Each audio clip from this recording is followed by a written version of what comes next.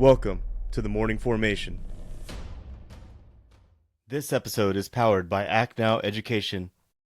Warriors, fall in. It's time for formation. Welcome back to another episode where we dive deep into the stories of survivability, strategy, and leadership from those who've lived it on the front lines. Today, I'm honored to sit down with a true patriot and warrior, Lieutenant Colonel Mark Hasara, a retired U.S. Air Force officer with decades of experience in aerial refueling and operational planning. Lieutenant Colonel Hasara has supported some of the most critical combat missions in recent history, and today we're going to get more into it, his leadership, and his mentorship, and his national security advocacy. Sir, I want to thank you for joining me on the podcast today. KP, it's great to be with you, brother, and I really appreciate this opportunity to talk to you. We've got a lot of stuff to talk about, and I'm going to give you examples of training, leadership, mentorship, and some really crazy operational planning things where I screwed up. It'll be a lot of fun. But failing is one of the best things in life because it causes you to have to brush yourself off and get back up. And as a leader, to me, I've learned over the years that failing is okay. Failing forward is what's most important. So, I just wanted to mention too, like you go by Sluggo, right? Yeah, Sluggo is how it's spelled. I got it when I was in pilot training, KP. So I got it really early. All right. What was that about? My birth certificate. I weighed 10 pounds, 14 ounces, and was 23 and a half inches tall when I was born. Wow. Yeah, I was a big kid. I was a really big kid. My dad told me a story. He says people would go by the nursery at Sentinella Hospital. I was born in Inglewood at Sentinella Hospital, and people would go by and go, "What's that 3-month-old doing in there?" My dad would just smile. You were overcooked, man. I was. I came out, red with a lot of black hair. Okay. And all that black hair, all that dark brown hair turned gray when I was about 28. Wow. So, you go by Sluggo, and then how many years did you serve in the military? 24 and a half. 24 years, 6 months, 29 days is what it says on my DD 214. Wow. And you know what? I loved every minute of it. And so you were involved in how many different conflicts? Desert Storm was my first. Then Kosovo in 1999. And then Afghanistan and Iraqi Freedom, the Shock and Awe campaign. And Desert Storm, I was flying KC-135s. I was flying the old A models, the old water-burning engines. And then right after the war ended, we came home back to Okinawa, where I was stationed at Kadena, and our squadron upgraded to the R model with the new CFM56 engines, which was, it's a great, great airplane. So Afghanistan and Iraq obviously were, sad because of what happened on 9/11. From 1999 to 2001, I stood up and was the deputy commander of the KC-135, at that time called Combat Employment School, now the 509th Weapons Squadron of the famous U.S. Air Force Weapons Squadron, Weapons School. And there was only 2 lieutenant colonel graduates of the school, me as the deputy commander, and my boss, Bobby Fowler. And we'll talk about this too. The colonel that I was working for actually fired me and said, your leadership is no longer needed here. And we'll get into this when we talk about leadership and everything. So that was April of 2001. Everything changed on 9/11. As you can imagine, 8 days later, I was in the Gulf flying missions. I was the chief of the air refueling control team 3 times during Operation Anaconda, which, as you well know, did not go well. Right. I was watching the Battle of Roberts Ridge in real time off of a Predator. Then the run up to the second Gulf War, it was called Operation Southern Focus, where we just started nugging down targets in Iraq, and then for the Shock and Awe campaign too. But I have test experience. I worked at our Operational Test and Evaluation Center. It's crazy, KP, because I'm a tanker guy, never shot a gun, never dropped a bomb, never released a missile, and I had all joint weapons. Yeah. Like JDAM, AIM-9X, small diameter bomb, those kinds of things, which was a lot of fun. And that was my last assignment in the Air Force. I left in 2007. I went to work for Rockwell Collins for about 7 years, and then they sequestered, all the money from my programs. I got laid off, and I said, you know what? I can go live on my pension and do some other things. And that's when I wrote my book, Tanker Pilot, Lessons from the Cockpit, which is, Yeah, let's see that. Okay. this book here. I took that picture from the backseat of an F-15, by the way. Oh, wow. That's your picture. Yeah, that's my That's not picture. stock. No, I took that picture from the backseat of an F-15. I have a lot of flying time in other airplanes, and including 10 catapult assisted takeoffs and 10 arrested landings on 8 aircraft carriers. I'm a Wow. joint warfighter. I was designated what's called a joint specialty officer because I taught at the Joint Forces Staff College and taught campaign planning for 3 years. I've met so many pilots, and all you guys are so highly technical, highly educated, and a lot of times you guys don't give yourselves enough credit. That's for sure. Like, I've talked to Top Gun pilots before, helicopter pilots in the Army. I've worked with them exclusively in Iraq. And you guys are definitely lifesavers. Everything that you do, and it's I can't thank you enough for doing it, for your service of 24 years, supporting our troops and supporting our soldiers out there, on the lines. Now, you mentioned when you transitioned out of the military, you worked for Rockwell. What is that? Rockwell Collins. Rockwell Collins is avionics. It is now branched off into other things because it was bought out by Raytheon, I think, owns it now. Okay. But we did cockpits, okay? And I had flown in a lot of different airplanes, and I was actually a systems engineering manager of a team of about 12. And I would I would joke with my boss, KP, Toshi, I've gone as far in engineering as my political science degree will allow. you know. But the great thing, KP, of being a systems engineering manager was I got to see what was behind the instrument panel. What is in a multifunction display? What makes it run? How does the graphics run? How do you program it? How do you maintain it? Those kinds of things. And I really learned a lot in the 7 years that I was there at Rockwell Collins. I got to fly a lot of really cool simulators. They would have some of us pilots, that were in the military, fly different. We had a reconfigurable cockpit where they could put big displays, small displays, new radios, all those kinds of things in it. And the base that they flew at, KP, was Jackson Hole, Wyoming. Oh, yeah. Because it's up high. So during the summer, it's hot, and the air pressure's down, hot and humid, which affects performance. And then, of course, during the winter, you have monster snowstorms, blizzards. And so you had all 4 different kinds of weather that you could fly through, KP, and really test these new avionics. And, like the heads up guidance systems, you'll go into a cockpit of a airliner now and have this piece of glass, down in front of the pilot. And that has really changed the way a lot of pilots do things, because it will literally take you right down to the runway. Wow. And it was just a lot of fun. Like I said, learning what was behind the instrument panel. And then I did sales and services, how you maintain those things. One of our biggest contracts was with the 160th SOAR, because the cockpits of their Little Birds, their MH-60s, MH-47s is all made by Rockwell. So you mentioned something as simple as putting a glass sort of at the feet of the pilots where you can see the runway is helpful. It's a HUD in front of you like this. Oh, it's a heads up guidance system. So you've got this, when you walk into an airline cockpit, some of them have them, some of them don't. They have this big piece of glass that folds down in front of you. Right. It's just like the heads up display on a fighter. Okay. You're not dealing with dropping bombs or, shooting missiles, shooting the gun or anything like that. But what you're dealing with is you're using that, KP, because it's very precise when you're locked into like an instrument landing system or ILS approach.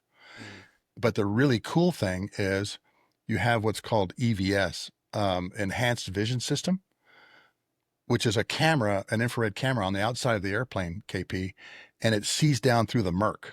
So, all the bad weather and everything, this thing actually sees down through it. And the other piece of the puzzle too is what's called synthetic vision. So when you're flying into, like I mentioned, Jackson Hole, Wyoming, it actually puts all of the terrain on the display in front of you, okay, synthetically, and it shows you where all the mountains are, where all the peaks are, everything. But it also puts that up on the heads-up guidance system.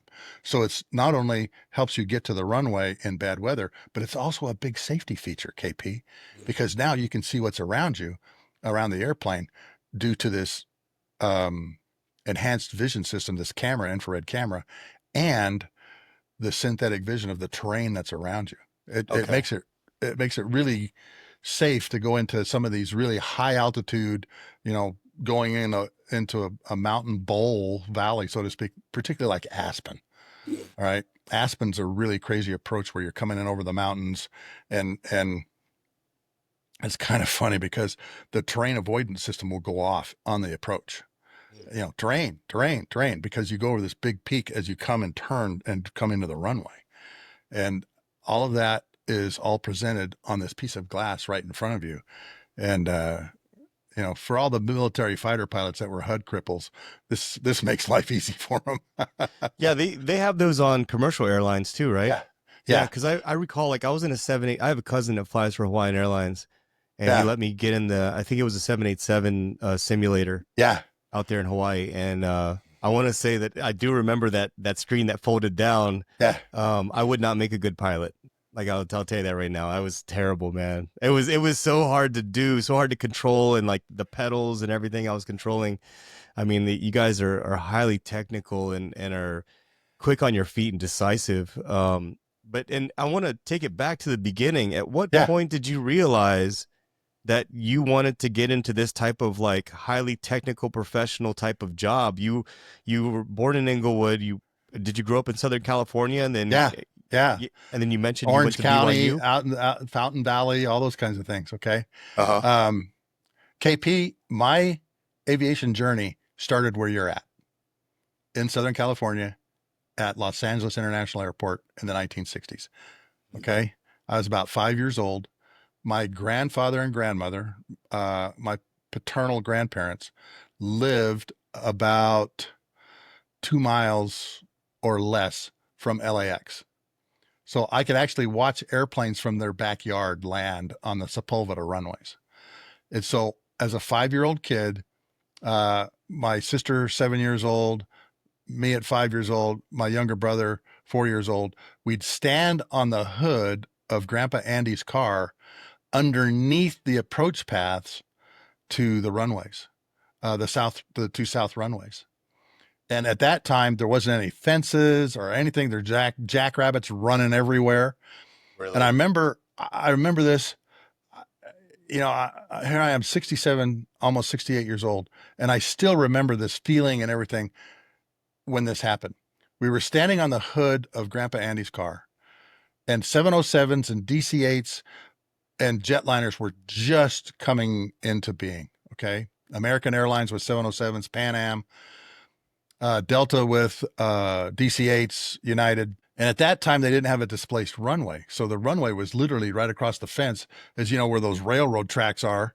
If you've ever been there, there's railroad tracks on Aviation Boulevard. And then you have the railroad tracks. Then you have the end of the runway.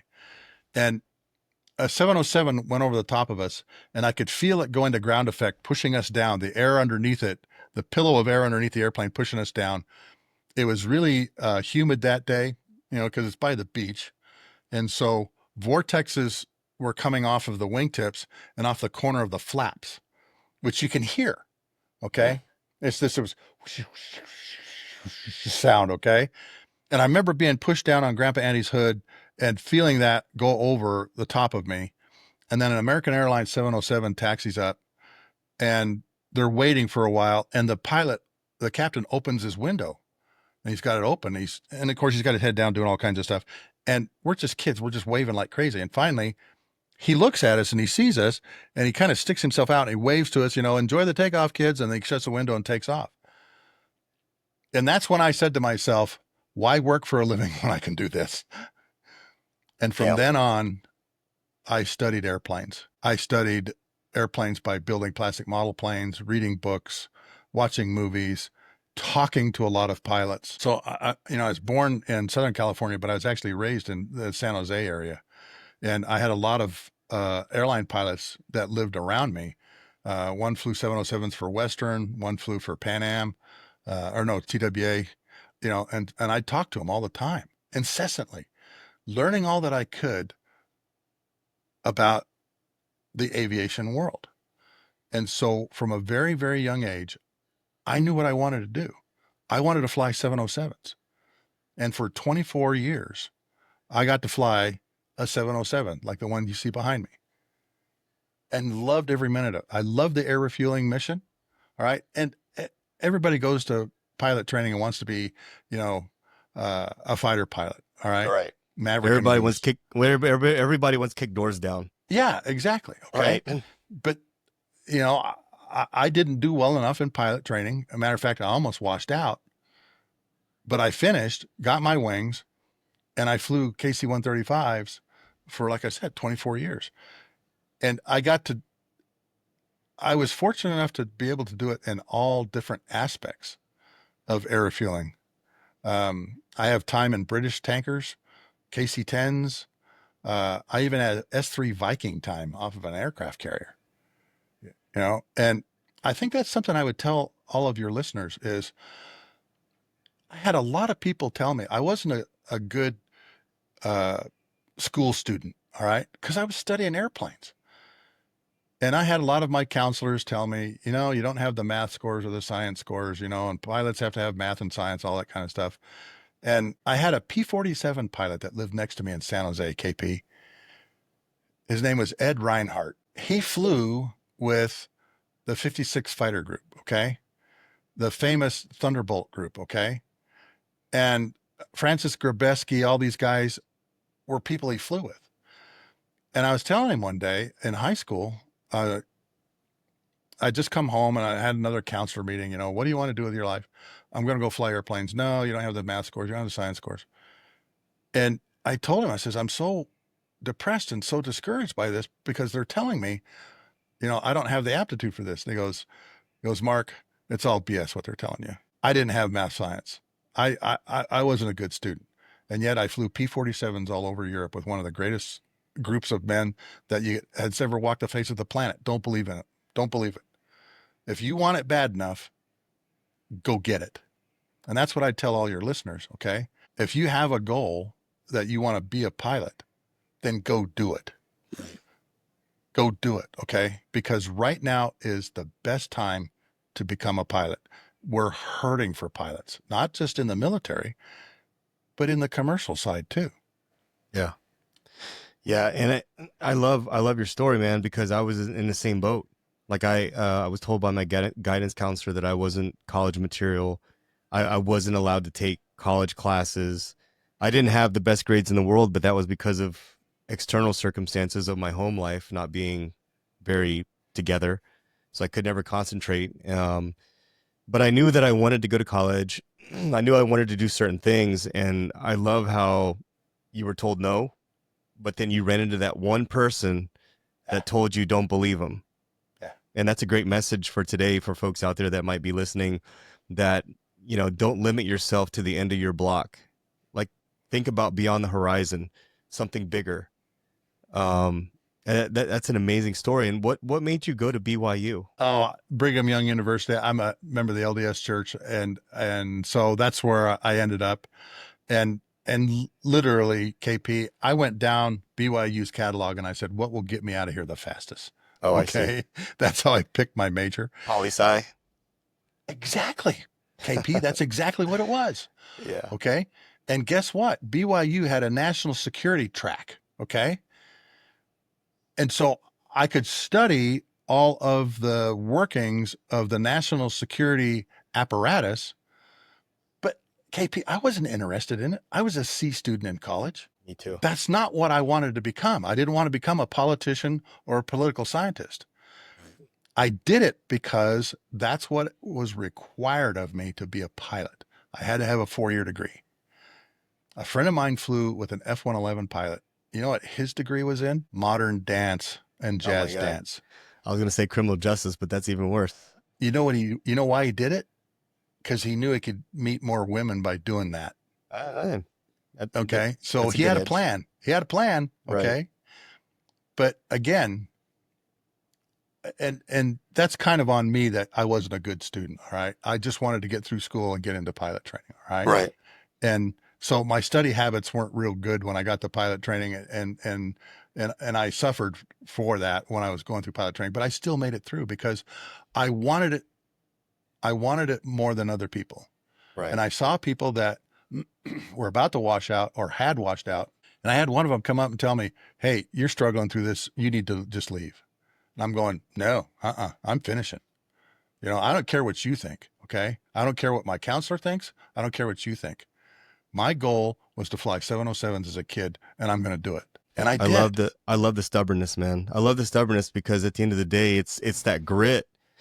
And I used to explain to employers because when I was getting out of the army, they told me like, hey, like when you interview, the other people that are going to be interviewing that same day with you are going to be academy guys. They're going to be guys that had 4.5 GPAs, and so you're going to have to describe yourself as a gritty fighter.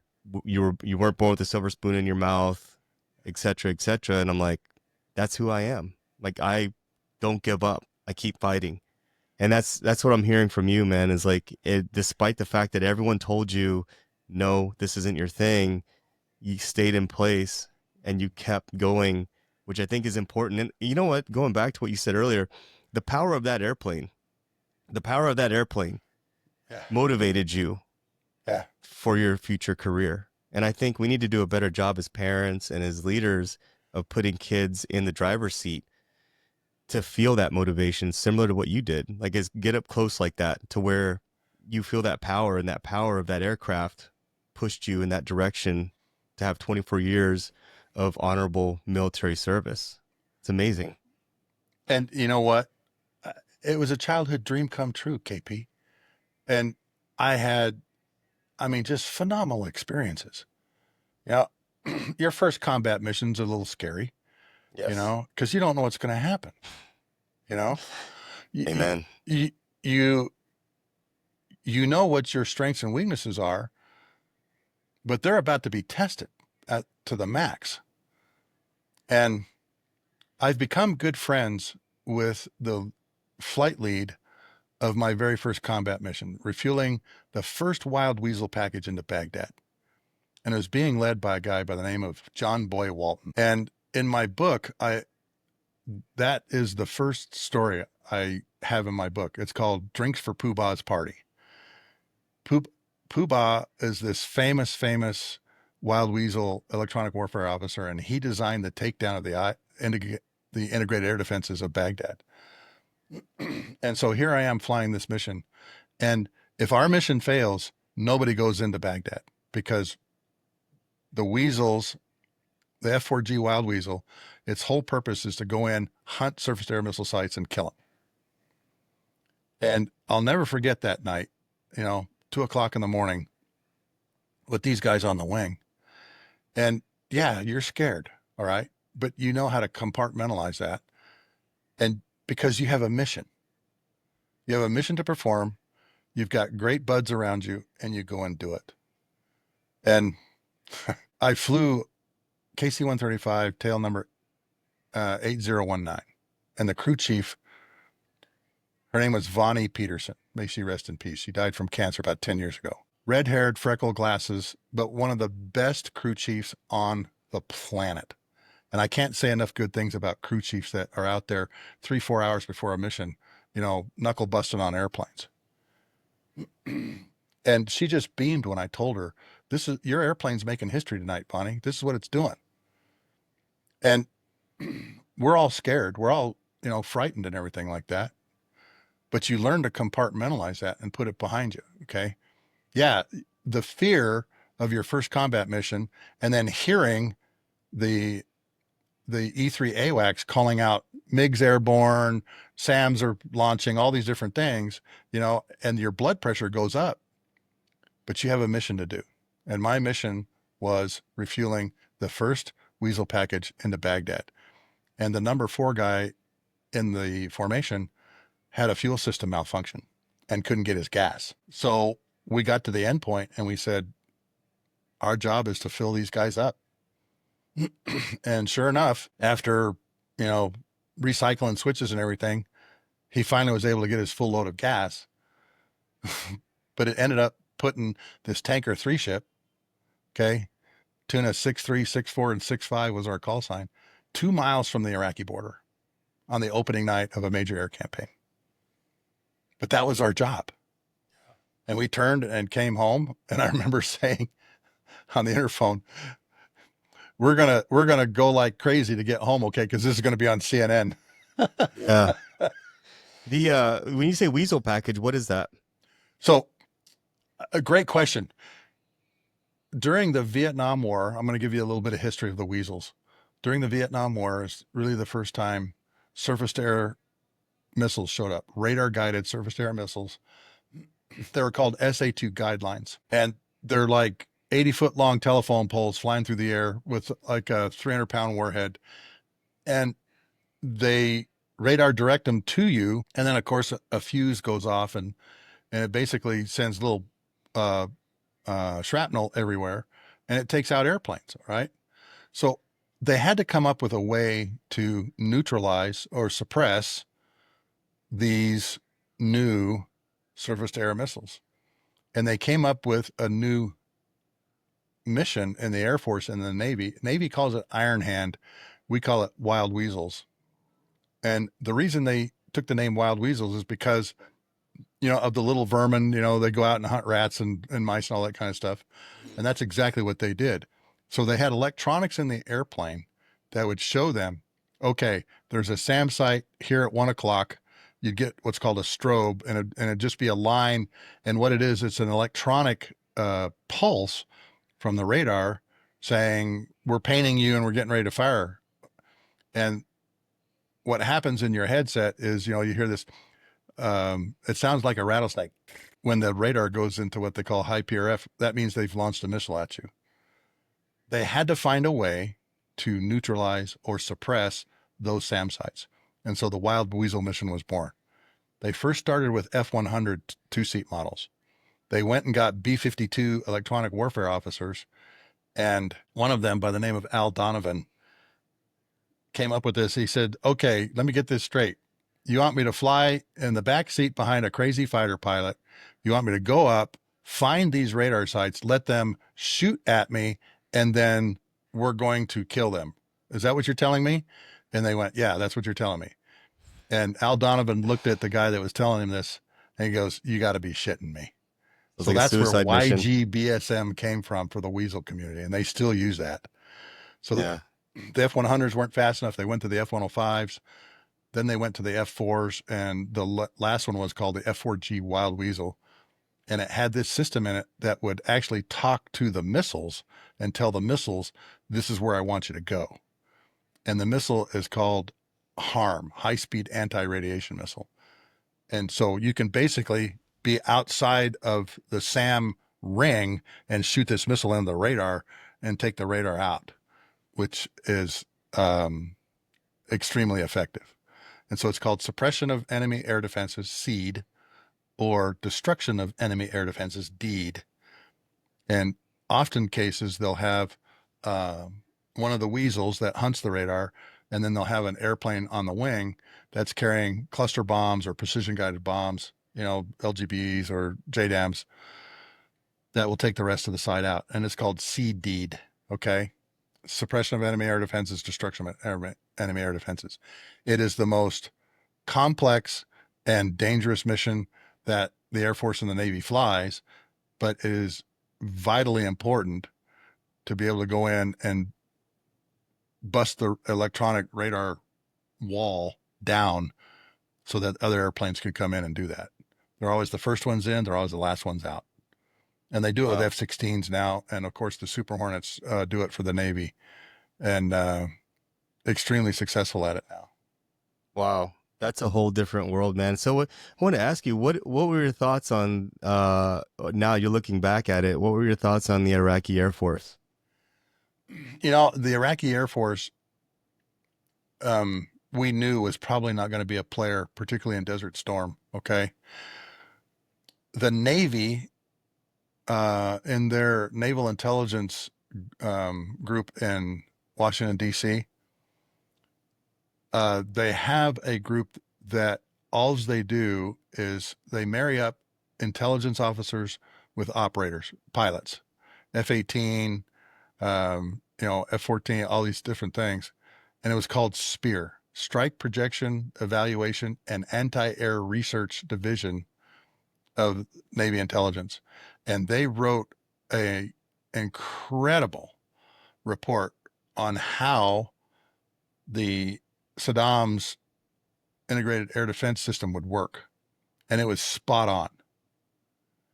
And that's how we were able to take down the entire network in about 3 days. So our intel was superior. Yeah, our intel was superior. Okay.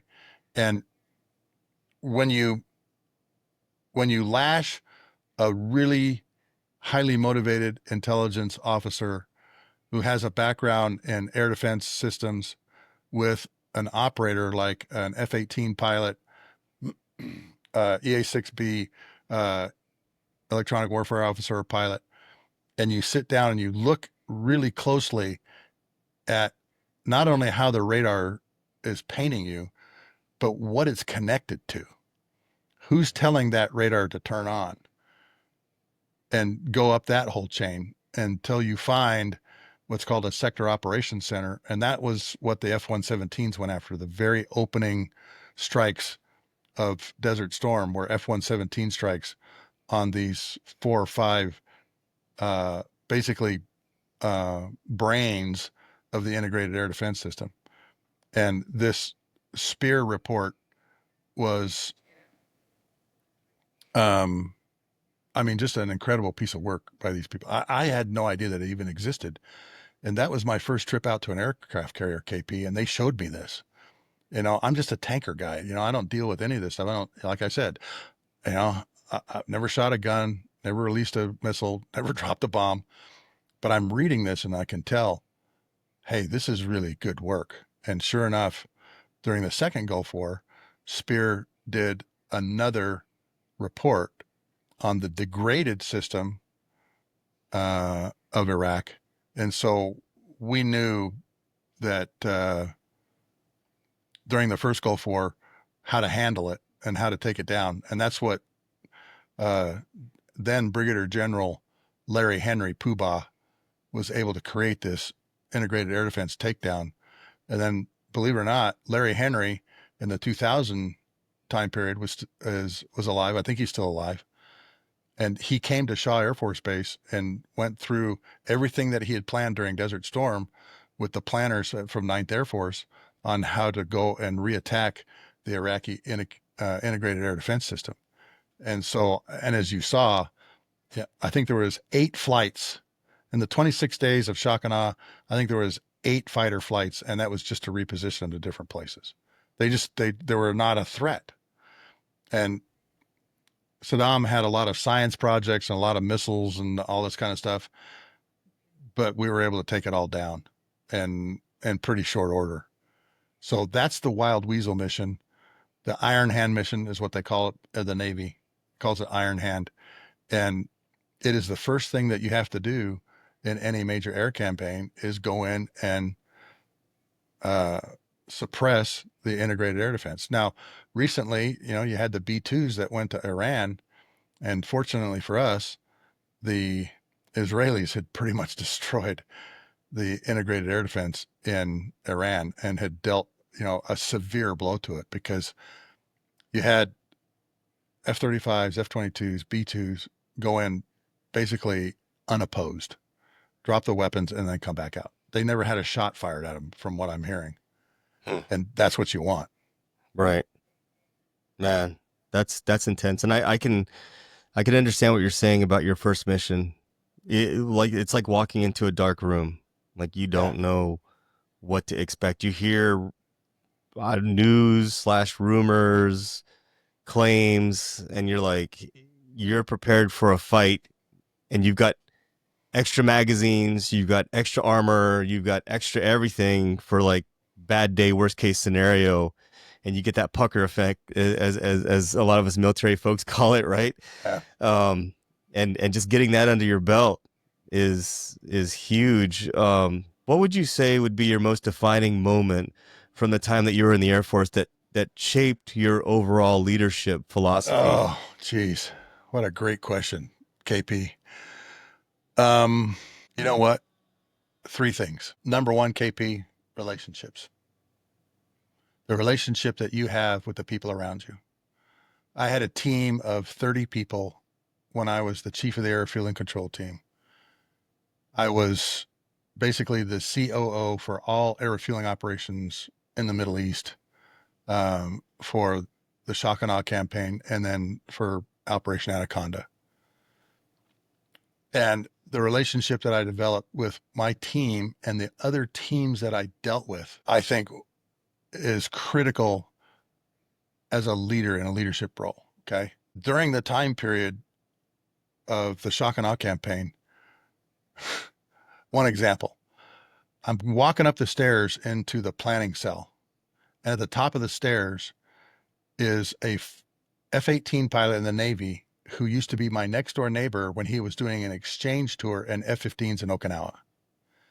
We hadn't seen each other in what, 2 decades? But their trigger was stand at the top of the stairs. It's a small military. Yeah, it is. Okay. And then there was other people that I began dealing with too. Um, my last cat shot and trap on an aircraft carrier was on the John F. Kennedy. And the chief of the Naval Air Liaison Element, the NAIL, had been the Air Wing commander on the John F. Kennedy. Okay.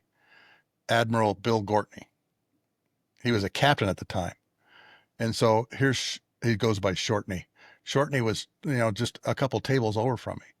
And you know what? Those relationships were so important because I knew these people. I knew how they would act, react. I knew how they wanted to do things. And the team that I had around me was the same. I got to pick the team, and I did it with two other guys that were on my team. Okay. Mike Taylor, Gramps, and another guy who had been through the KC-135 weapons school, which wasn't very old at the time. We'd only had like 4 classes through. And we knew each other.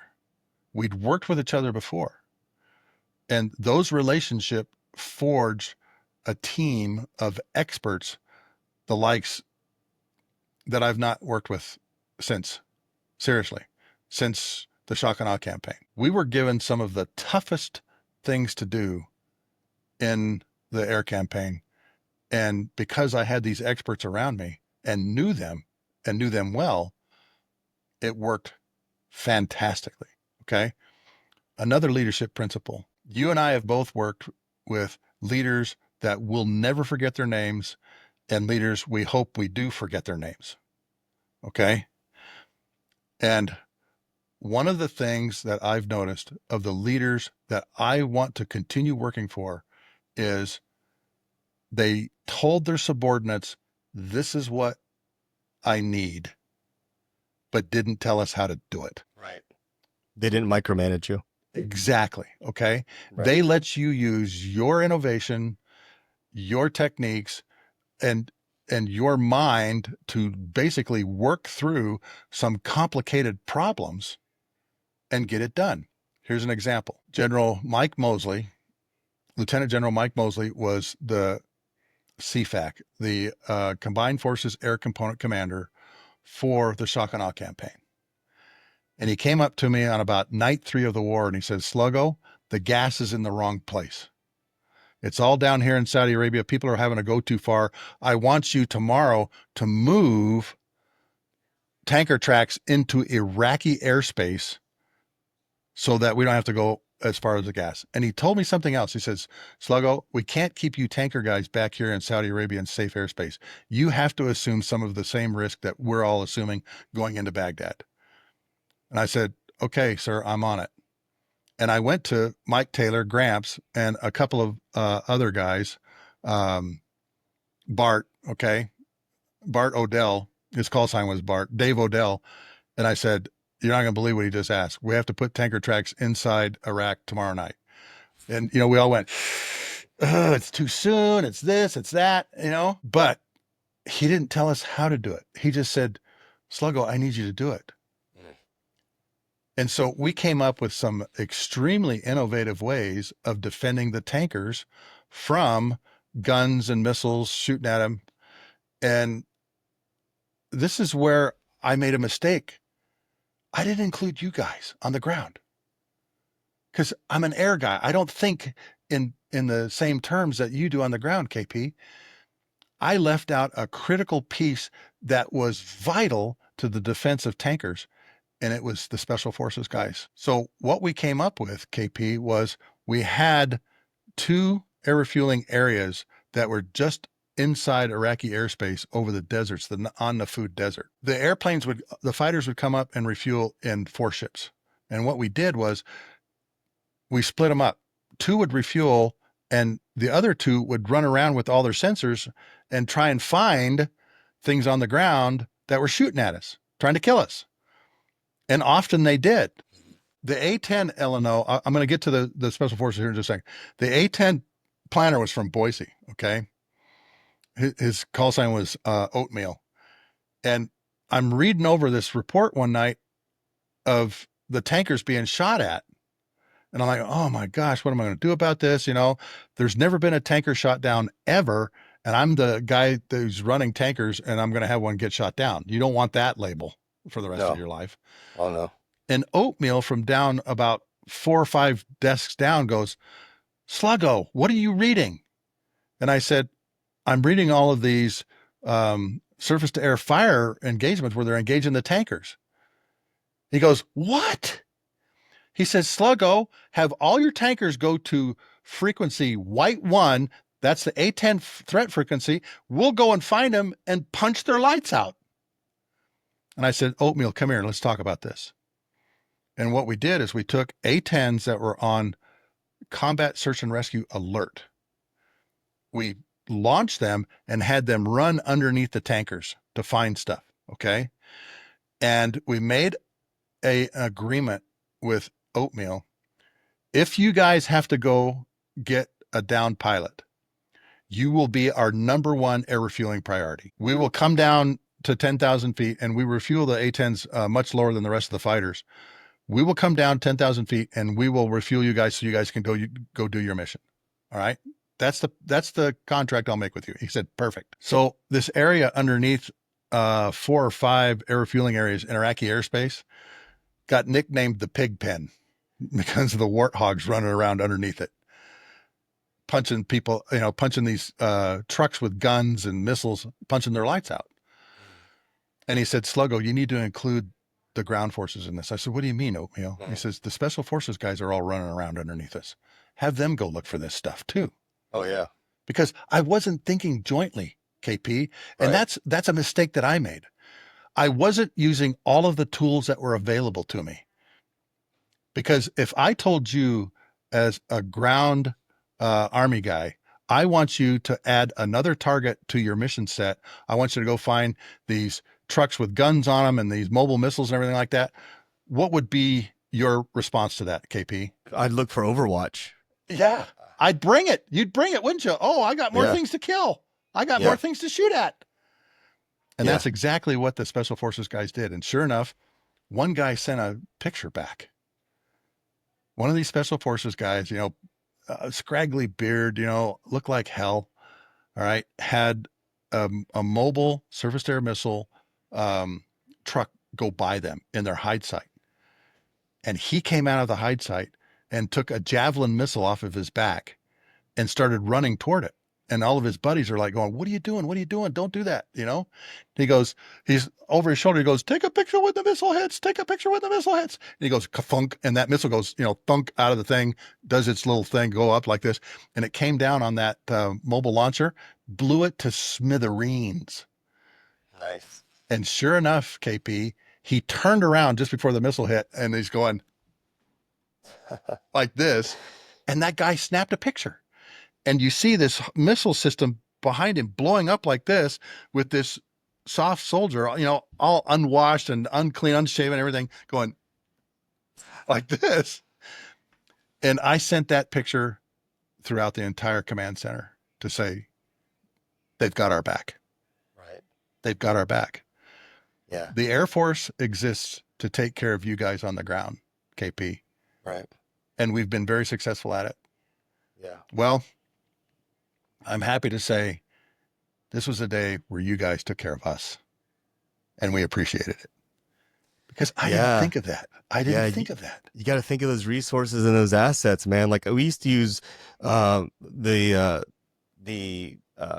helicopters, you know, the Blackhawks, the Kiowas, to do a lot of our overwatch or to do some of our route clearances and things like that. And we use the engineers to also do that as well. Just your sheer presence is a huge deterrent for any potential attacks. So I can say that the appreciation goes both ways, no doubt, because we definitely need the fuel, the bullets, the beans, all that stuff to do our job. And that's amazing that you had that experience and that revelation as a leader to kind of look forward and find those assets and utilize those assets. And those guys are grateful for you doing what you were doing back then. And you're kind of talking about some of the intense combat missions that you've done. What, out of all the missions that you've flown, refueling missions that you've flown, what are some of the most intense combat zones that kind of stick out in your mind? What was the most challenging mission that you think you ever flew? The first night of Desert Storm was one. And then about 4 days later, we had another really intense one. Okay. And this goes back to the tanker community in the Air Force has an impeccable relationship with the people around us, and also a great community that is looked up to. And God, what's the word I'm looking for? You know, a respect. Okay. And I'm going to give you two stories from two different air campaigns to illustrate this. Okay. And you're going to love these. Okay. And your listeners are going to love this. My crew on the fourth day of Desert Storm was coming in to fly. And we had a mission already that we knew. We'd looked it up the day before. And as we walked in, we're coming up the stairs, and Lieutenant Colonel Dave Wright, D. Wright, who was the deputy chief of the planning cell, is at the top of the stairs. And he's pointing down at me like this. He's going, "Are you coming in to fly, Sluggo? You and your crew?" And I go, "Yeah, we sure are, D. Wright. What's up?" He goes, "Your mission is canceled. Go to mission planning and wait for me there." And I'm like going, "D. Wright, what's going on?" He goes, "Just go to mission planning, wait for me there. We made a promise to somebody and we're trying to fulfill it." And I went, he just says, "Go wait for me in mission planning." I get there. There's already two crews sitting there waiting. We're the third crew. Another crew that had just walked in behind us becomes the fourth crew. And D. Wright tells us, "You need to take off in 35 minutes and meet 32 F-16s that did not get pre-strike refueled." They literally went to their target without getting gas on the front end. And if you guys don't make it to them, we're going to have the largest combat search and rescue in the history of the Air Force, with airplanes literally dropping all over southern Iraq. And so we did a quick brief. I was not leading this. I was number 3. Dan Favorite from Beale was the lead. And here's another leadership principle. Okay. Establish standard operating procedures. And KP, you know exactly what I'm talking about here and how important those are. Okay.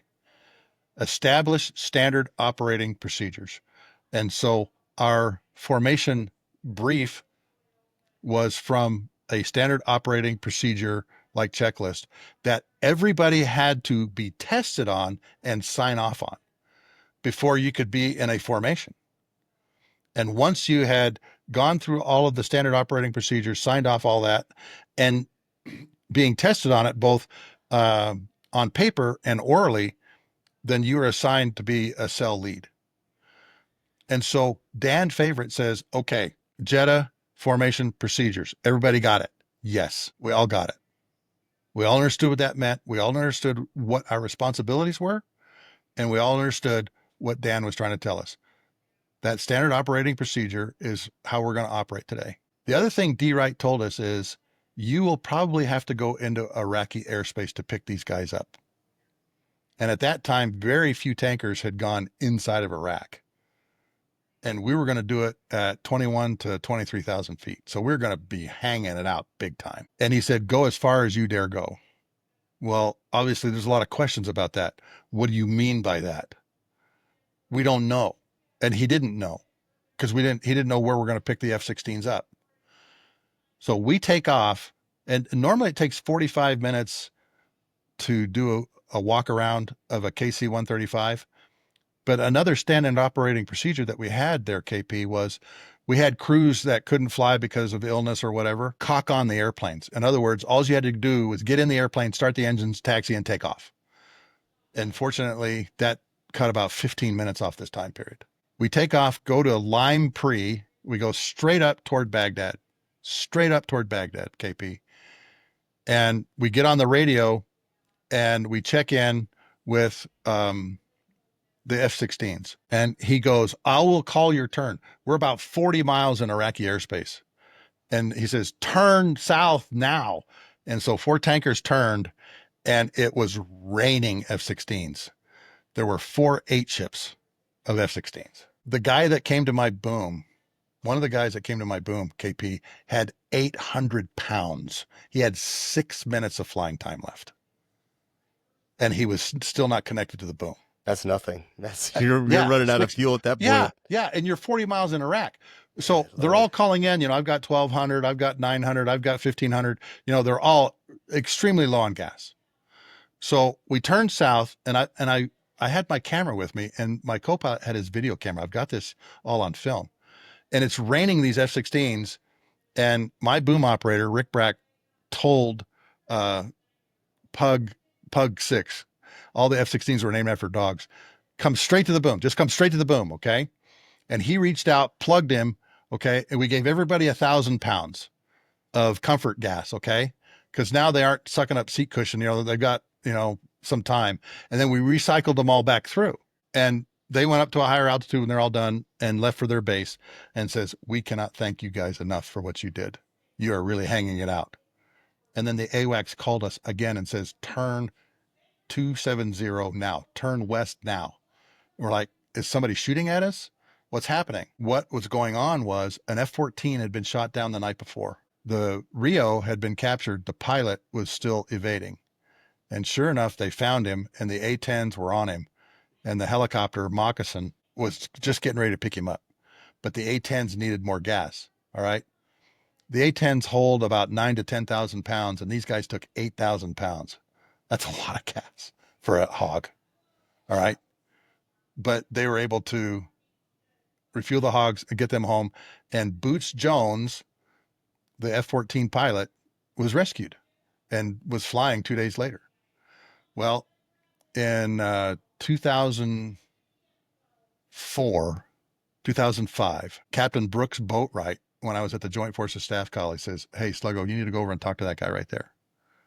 And I go, why is that? He goes, your lives are intertwined. And I've heard you tell the story. Go talk to him. Go tell him who you are. And I walk up, and it's Captain Boots Jones. And I shake his hand, and I said, God, it makes a lump in my throat. Boots, I was one of those 3 tankers above you, giving gas to the Wild Weasels and the A-10s during your recovery. You know what he said to me? What? Drinks are on me, Sluggo. Drinks are on me. You know how many times I've heard that? Yeah. Now, Drinks are on me, Sluggo. when was that F-14 shot down? Was that during the Gulf Desert War? Storm, yeah, the first Gulf Desert War. Storm. They were on a combat air patrol mission and got hit by an SA-2, and it's a famous story. The two hog drivers get the Silver Star. PJ Johnson was the lead, and there's a classic picture. I'll see if I can find it, KP, and I'll send it to you, where the pararescueman in the helicopter, the Pavlo, is out, and he's running up to Boots Jones, and Boots Jones is running up to him, and the pararescue guy hits his wrist, and so he drops the pistol out of his hand, and he literally grabs him, throws him in the helicopter, and then he gets in the helicopter and they leave. I mean, they're only on the ground like 15, 20 seconds. But one of the other PJs had his camera with him and took a picture of it, and it shows Boots running to this PJ, and they finally get on the moccasin, the Pavlo, and then leave, and it saves the day.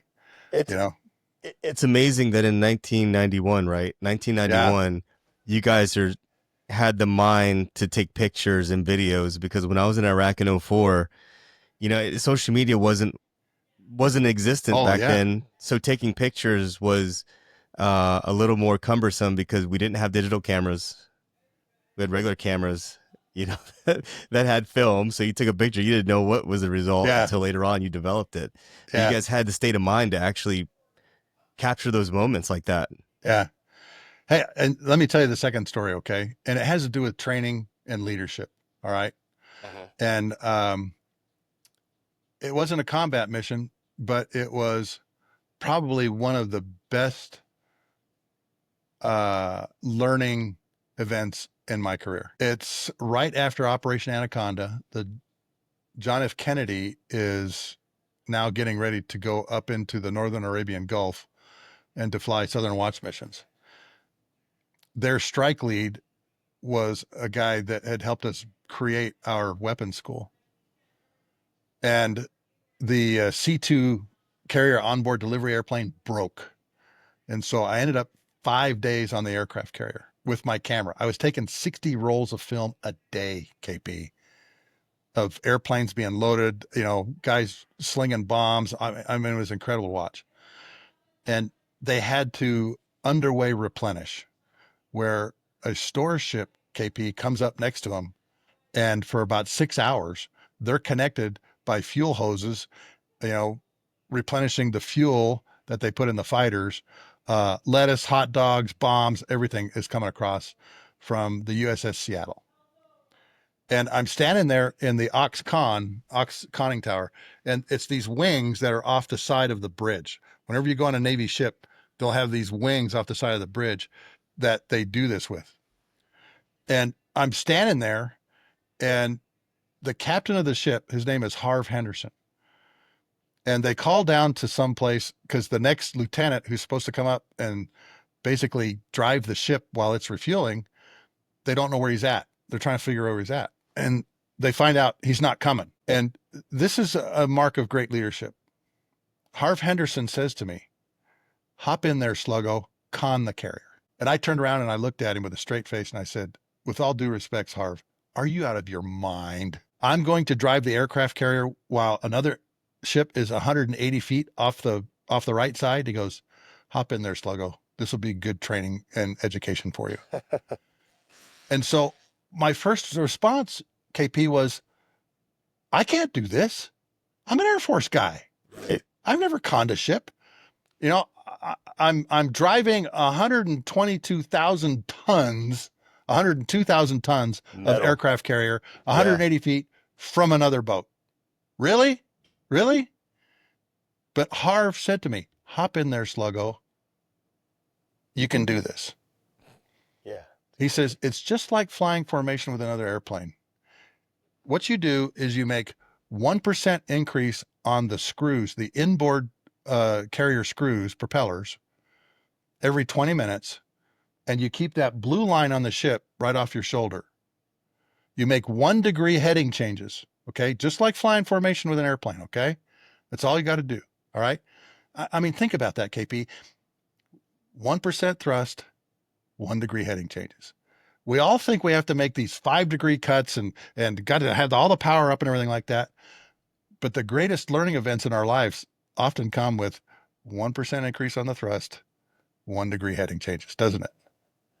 I love that connecting. And I hopped in there and I'm like going, this is crazy that I'm doing this, but I'm going to do it. Mm-hmm. And I settled down and he says, hey, Sluggo, you're doing a great job, man. This is good. Okay. I'm watching the lines come across, the fuel lines come across, 26,000 heads of lettuce, 16,000 hot dogs, 18,000 hamburger patties, the buns for them all, and 300 bombs. I'm watching this all come across. All right. And they're basically replenishing, or they call it underway replenishing or unrepping while this is all going on. Well, Harv Henderson calls over to the captain of the USS Seattle. And he goes, hey, Giggs, are you sitting down? That is not what you want to hear when you're doing this, okay? Yeah. And of course, Giggs calls back. He goes, why should I be? And Harv, in a perfect voice, goes, Air Force is conning the ship. And all 7 heads in Giggs Oxcon turn around and go like this. Air Force is driving the carrier? Yeah. And of course, Giggs asked me, he goes, hey, who are you? And I says, well, I'm the chief of the air fueling control team right now. I'm a KC-135 pilot. And there's this dead silence. And then Giggs goes, we love tanker guys, over the radio. Well, in 2023, I attended the Tailhook Convention. Guess who I met? Jim Gigliotti, Giggs, the captain of that ship. And one of my good friends, a Navy F-18 guy, says, you need to go talk to Giggs. You need to go talk to that guy right there. I said, why? He says, you have him in your book. I go, what do you mean? He's in my book. He says, yeah, the guy that you called Iggy in the book is actually Giggs, and that's him right there. Go talk to him. So I walked up to him. I says, you have no idea who I am, but our lives were intertwined on a day in April of 2003. You were the captain of the USS Seattle, weren't you? And he goes, yeah, I sure was. I said, I'm that KC-135 guy that was conning the JFK when you guys were underway replenishing. And so now he and I are good friends too. Giggs, wow. Great guy. He works for Lockheed in the F-35 program. Small world, the small military, man. But here's the thing, okay? This is a great leadership lesson, all right? Let your people grow. Dare to let them grow. I'm an Air Force guy. I'm not even in Harv's chain of command, but he knows you're an Air Force guy. You need to understand what goes on here. You need to just hop in there and do it. Right. And I did. And it was awesome. It's one of the great events of my career is sitting next to the USS Seattle. By the way, I emailed you the picture of that. So you've got pictures of this. Okay. Nice. All right. And I sent you a few more also. All right. I'm gonna write this time down and make sure I put them in the video portion of this. Yeah. Yeah, please do. Okay. An hour and 5 minutes, because again, it's all about logistics, and the carrier had to unrep every three days. Well, go forward now to shock and awe. There's 5 carriers in the Gulf. Okay. And I know every 3 days, those guys are going to come offline for about 8 hours and underway replenish. Only one carrier continued flight ops while they were replenishing.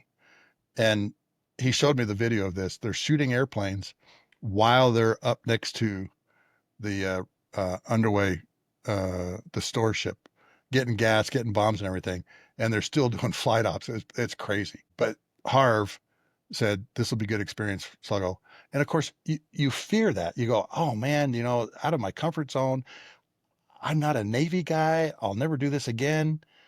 But yet it was one of the greatest experiences of my Air Force career, being able to be in the John F. Kennedy and coordinate all that and work with 2 teams, the team that's in the bridge of the John F. Kennedy and the team that's in the bridge of the USS Seattle.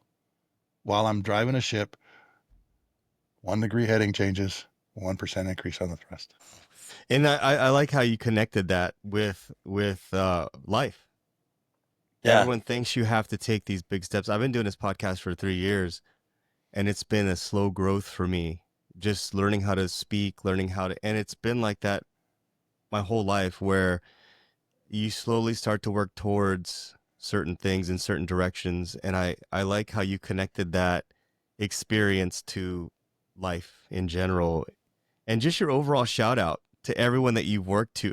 I mean, sometimes these conversations, people are the main character, but you've mentioned so many names during this conversation and given people credit for doing great things. And Remember what I said about relationships? yeah, It's about relationships. yeah, It is, and sometimes that relationship is built during events where you're a little scared out of your mind. Okay. All right, Harv, seriously, you want me to drive the ship while you've got another one 180 feet away from you and do this? And yeah. Okay. Oh, here's the other thing about this too. Here's the other crazy thing about this. They stay in formation at 180 feet apart using PVC pipe. There's a little Christmas tree right outside the window, KP, uh-huh, and it's made of PVC pipe. And it has, so you have this long stick going out this way, and then you have little branches coming off this way. Okay. yeah, And the 180-foot visual reference, and it's got, just like a sight on a gun, it's got one up here and then it's got one down here, and you line those up and you're exactly 180 feet away. All right. And it's got like 170, 170, 160, 150, all the thing. And then it goes up to, I think, like 210 out the other side. All right. But literally think about that, how easy that is. And how crazy that is, yeah. that these two ships are maintaining formation using a PVC pipe Christmas tree right outside the window. Tons and tons of steel moving through the water, literally being led by PVC pipe. Exactly. That's insane, man. Overall, what would you say, like, how critical is aerial refueling to modern warfare, and what do you think civilians oftentimes misunderstand about it altogether? Great question. So our motto is nobody kicks ass without tanker gas. Nobody. Whenever and military air operations, KP, sit on a three-legged stool. You have joint integrated fires, and by fires I mean like you guys knocking in doors. You have your overwatch of A-10s, and you've got somebody controlling them. Okay. Joint integrated fires where you got TLAMs coming in, bombs coming in, all these different assets dropping weapons. You also have non-kinetic fires, electronic spectrum, all those kinds of things too. That's the first one, joint integrated fires. Persistent intelligence, surveillance, and reconnaissance. That can be by drones, be by the AC-130 gunship with its sensors. B-52s have a targeting pod that have a sensor on them. And I interviewed a guy on my Lessons from the Cockpit podcast who's a B-52 guy, and they were doing drug interdiction with a B-52 using the sniper pod. And basically we're a forward air controller airborne for the Coast Guard on the ground with a B-52. And then the last one, KP, is continuous humanitarian operations. So joint integrated fires, persistent intelligence, surveillance, reconnaissance, and continuous humanitarian operations. That's kind of the three-legged stool that air operations stands on. You can't do any of that without tankers. An F-15 consumes 8,000 pounds of fuel an hour at tactical speeds, 2,000 pounds a minute in afterburner. That's the rule of thumb for most fighters, except for the F-16, because it's a single engine airplane. It's about 3,200 pounds an hour. All right. Burns less. Yeah. The B-52 is burning 22,000 pounds an hour through its 8 engines. So for those joint integrated fires to keep going, and, it's all about range, payload, and endurance. Okay. That's why you have air refueling, range, payload, and endurance. You have to keep dumping gas into those things. The B-2s that recently struck Iran probably had 6 refuelings, and they were taking about 80,000 pounds every time they hooked. 7 airplanes, that's over 1 million pounds of gas, KP. Wow. Just to do that one mission. All right. Six refuelings, leaving from where and going to where? going from Whiteman Air Force Base in beautiful Knob Noster, Missouri. Okay. There's a Walmart there. You said Missouri, like say no more. I went to basic training in Leonard Wood, so Okay. So Whiteman's right outside Kansas City. Okay. okay. Just east of Kansas City. So Kansas City to their targets at Fordow in Iran and back, one hop, you know, 36 to 37-hour flight. All right. The F-35s, F-22s were stationed locally at bases throughout the Southeast Asia, you know, but they still needed gas. Now, persistent ISR, intelligence, surveillance, and reconnaissance. During the ballistic missile chaos going into Israel, more than likely the Air Force had what's called the RC-135 Cobra Ball aircraft.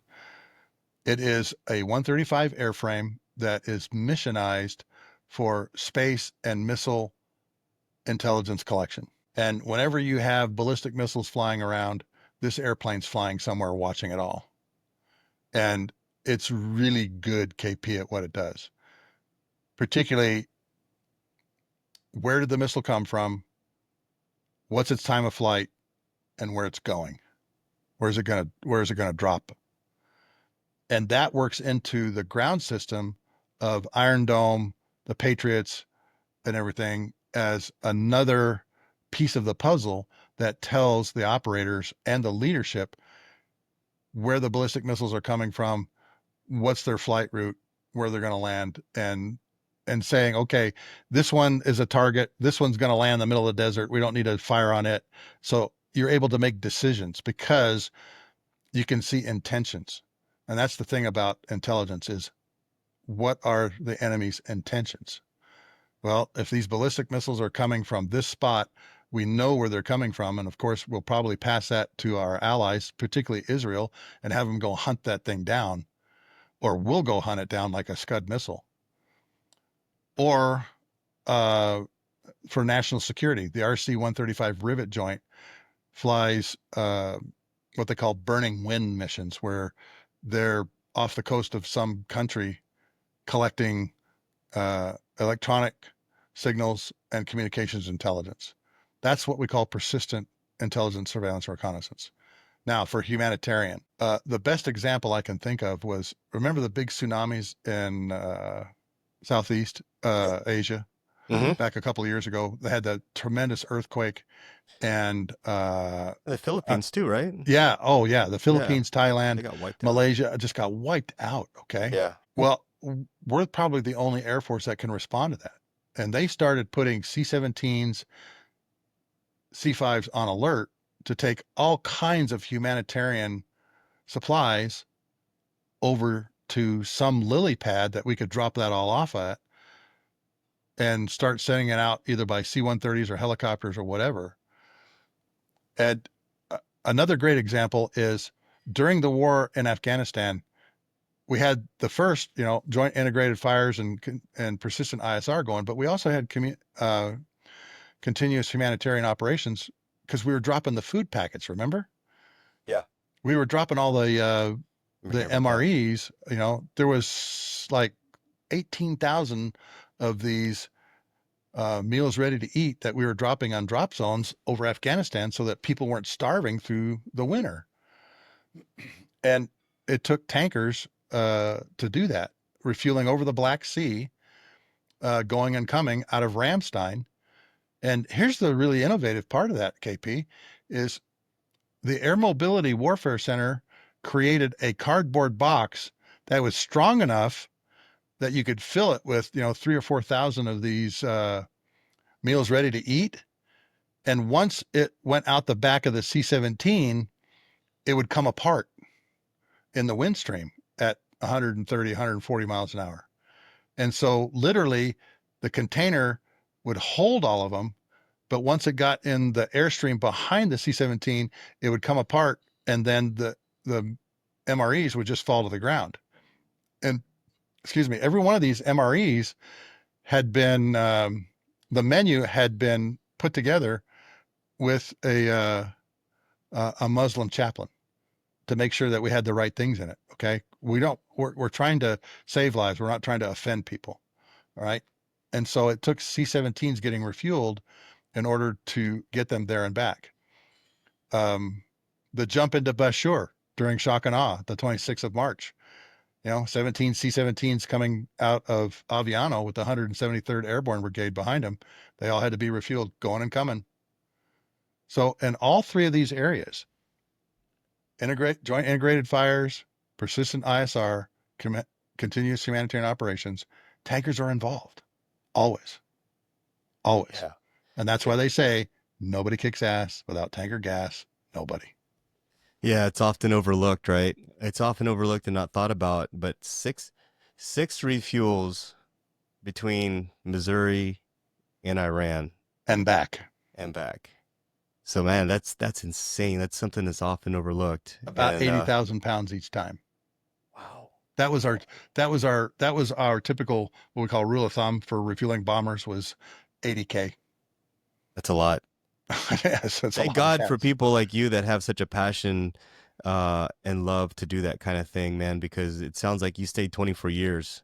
I mean, Yeah. you have to enjoy what you're doing to Yeah. stay that long. And over your years in the Air Force, what were the key differences that you saw when you transitioned out? The differences in how leadership is developed in the Air Force compared to like civilian organizations? So what I saw transitioning out was, again, talk about relationships, the relationships that you had with the military, a brotherhood and a sisterhood, which was fantastic. It wasn't quite that way in my experience with the company that I worked with. Okay. Um, it was more about, you didn't reach your bottom line goal or, Yep. this financial goal or whatever. All right. It was, Kind of I'll be dog honest eat with you. dog. Yeah, I'll be honest with you. It was quite discouraging at times. Yeah. And you had people that, um, you didn't want to work with in leadership positions, just like you do in the military. And I had one guy come up to me. We were looking at a potential big fighter contract, and I was extremely frustrated. All right. They assigned us a strategist, and during one of the meetings, this individual, our chief strategist, to get us in a completely different market, asked the question, well, what's a targeting pod? And I went, oh, we're literally starting from scratch here. All right. And the next day, she's kind of crying in the back of the room, about how over her head all this stuff is and everything like that. And I'm realizing they're not picking the right team. They just said, oh, well, this person doesn't have anything on their plate. And they didn't understand in an airplane, you have to do three things: aviate, navigate, and communicate. And for a fighter cockpit in a cramped space, you can't have things that are heavy, big, things like that. And they didn't understand that. I did, because I'd been in all these things. And I had a senior, one of the senior guys come up to me, and he's telling me, I was an Army helicopter pilot. I'm the one who knows how this is going to go. I know how this all goes down. Okay. And I turned around and looked at this guy and I said, when you have 5,000 hours in jets, I'm not talking just tankers. I'm talking AWACS. I'm talking C-130s, helicopters, cats and traps on aircraft carriers. Only then will you have credibility in my world. And what you guys are trying to do here is just stupid. Well, that didn't endear me to some of the senior leaders. But you have to be honest. All Yeah. right. You Yep. have to be honest. You're going to spend, tens of millions of dollars to go after this one group of airplanes, and you have to understand how they operate. And not only in a fighter do you have aviate, navigate, communicate, but you have weapons and sensors too. And some of these people didn't have the first clue about what that cockpit would look like. So a former F4 Wizzo that was working on my team and I sat down And we created a notional fighter cockpit that you could put in a trainer or a fighter, didn't matter, that had all the things that it needed, all the different Ethernet cables, MFDs, everything that we made, and they were commercial off the shelf. So they were really not that expensive. And that same senior dude looked at me and goes, "This is really dumb. This isn't going to work. This isn't going to work." And a year later, he had that on a slide where he said, "I'm the one who built this." And so the ethics that you and I have with our bros, Right. is I got your back, you got mine. And, this is kind of a negative story. The positive story is, again, the things that I learned, and I mentioned it already. I was used to looking at the displays and all that stuff. I had no idea what was in that box. And that was a great learning experience for me. Working with some of these systems engineers was also another great learning opportunity for me. And seeing, okay, from an engineer's perspective, this is what this should look like. And having a team that about 12 people, and being able to be in a world that I didn't understand, but had one particular guy that helped me understand it. Again, gets back to relationships. And he had his master's degree in systems engineering. And he took me aside and says, "Here's the book you need to read. Here's the stuff that you need to learn," all those kinds of things. And so there was a great deal of mentorship going on there that, that helped me get through that. And when I went to another business unit, I didn't have that mentoring. They just said, "Oh, you'll learn this on the fly." Yep. And I'm like, "Ugh, I hate it when you do that." Yeah. And then finally they realized that they were losing some contracts that they should be winning because it was our equipment. Yeah. And we had a company called Dardis Communication come in and teach us. And that was a turning point, because we had some experts that came in and said, engineers talk like engineers, this voltage and this frequency range and everything. And they came in and basically told us, this is why you're losing contracts, because you're speaking like engineers. You need to speak to people at the 8th grade level and tell them, this is how this is going to improve your life. And that's what, every salesman is taught. This product is going to improve your life this way Right. over this period of time. And oh, by the way, we have a services division that will help you maintain this cockpit to a certain level. The 160th Special Operations Aviation Regiment, they have to take off. So we had to have 100% on-time takeoff in the 160th SOAR. Well, to do that meant we had to have people on the ground there at Fort Campbell, Kentucky. We had to have the parts available that they could go in, and if a multifunction display went bad, they can take the cannon plugs out of it, put a new one in, put the cannon plugs to it, screw it in, and off they go. And those decisions to do that sometimes are expensive, but we had an incredible relationship and built a rapport with the 160th SOAR that they said, we'll never go with anybody else. And that's the kind of thing that I saw when I transitioned from, the military into business. They're more about the bottom line. There's incredible training opportunities to learn if you will accept them and take them on. And, I wasn't looked at as an expert because I wasn't an engineer, and much to their detriment. Yeah. I had similar experiences too when I got out, and it was really frustrating where it was more dog eat dog, backstabbing. I mean, Oh, yeah. I think out of a big department, there was one other Air Force guy there, and him and I kind of linked up, and he sort of watched out for me. Because I didn't know, like you said, it was like, here, get on the golf cart, we'll take you to your department and you can just learn on the fly. And it's like, well, like, That's not the way to do it. Like, do I have a smart book? Like, do I have something that shows me the foundations, the basics, the verbiage, the acronyms? Like, do I have anything? No, I don't have anything. So it's like, this isn't like organizationally planned very well. And it's just, I understand what you're saying. I think that's why a lot of military veterans, when they get out, they reach that frustration of just not having any mentorship or any real direction. And it's kind of like, well, you just learn. You either tread water or you'll drown kind Yeah. of mentality. Yeah, exactly, KP. You're thrown in the deep end of the pool and you either sink or swim. Okay. And Right. when I went to services and sales, they said, "Oh, you'll pick it up." Literally, that's what they told me. You'll pick it up. I'm like, I've never been in a position like this before. I don't even know who my customers are. Oh, well, Yeah. you have the Northeast United States. Okay, well, who's up there? Well, you got Boeing, in Philadelphia, the helicopter division. You got this and that, and there was no introduction to these people, and um, I was very frustrated because I felt I was in a dysfunctional business unit. Yeah. And I finally, I, uh, during sequestration, a lot of my programs dried up, but, uh, I had an extreme family situation happen and I could not mentally recover from that afterward. Um, and when I got laid off, I basically got fired because I couldn't function.